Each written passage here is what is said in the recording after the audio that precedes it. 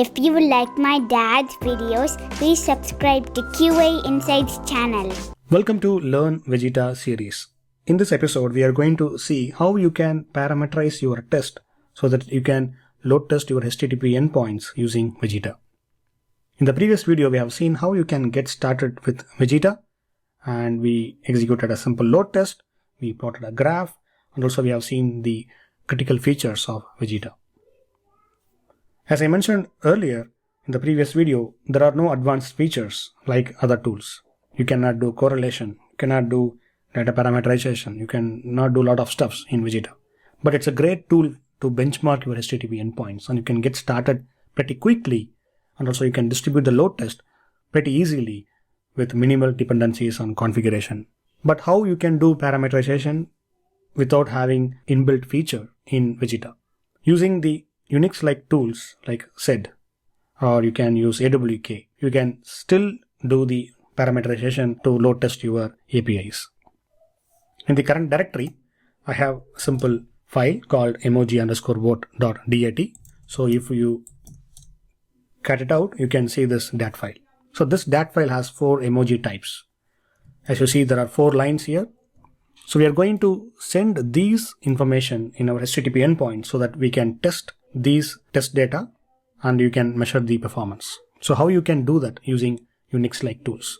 So in this example, I'm going to use SED, which is stream editor. So this SED, what it will do, it will find and substitute. Basically, it will find and replace using the regular expression.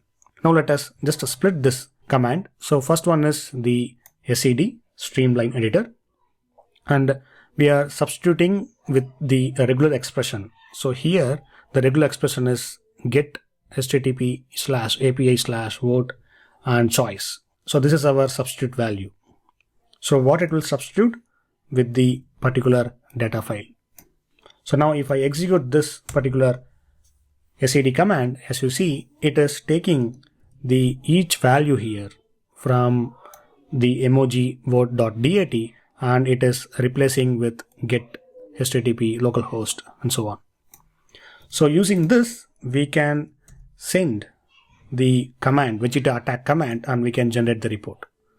So this is the complete command where you can send the parameterized HTTP endpoints to the Vegeta. But how do you make sure it is actually hitting or not? So that is why I opened the Kubernetes in K9s terminal, and I'm going to monitor this particular container, voting service. So as you see here, I'm going to clear the logs. I'm going to create the marker so that you can monitor. And let me go to the next terminal and hit enter. And once the test is done, the test will run for 10 seconds. And you can see the number of votes for each emoji type.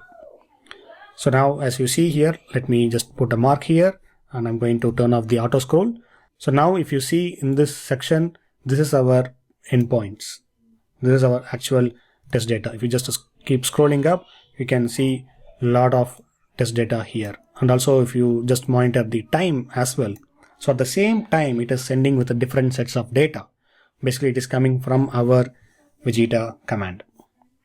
So now if you plot this particular results.bin and let us open this in the browser. So this is our Vegeta plot. So this is our performance of our each HTTP endpoints with the different sets of data. So this is how you achieve data parameterization in Vegeta using simple Unix-like commands. That's it guys from my side. If you have any questions, please let me know in the comments, and thanks for watching. Have a good day. If you like my dad's videos, please subscribe to QA Insights channel.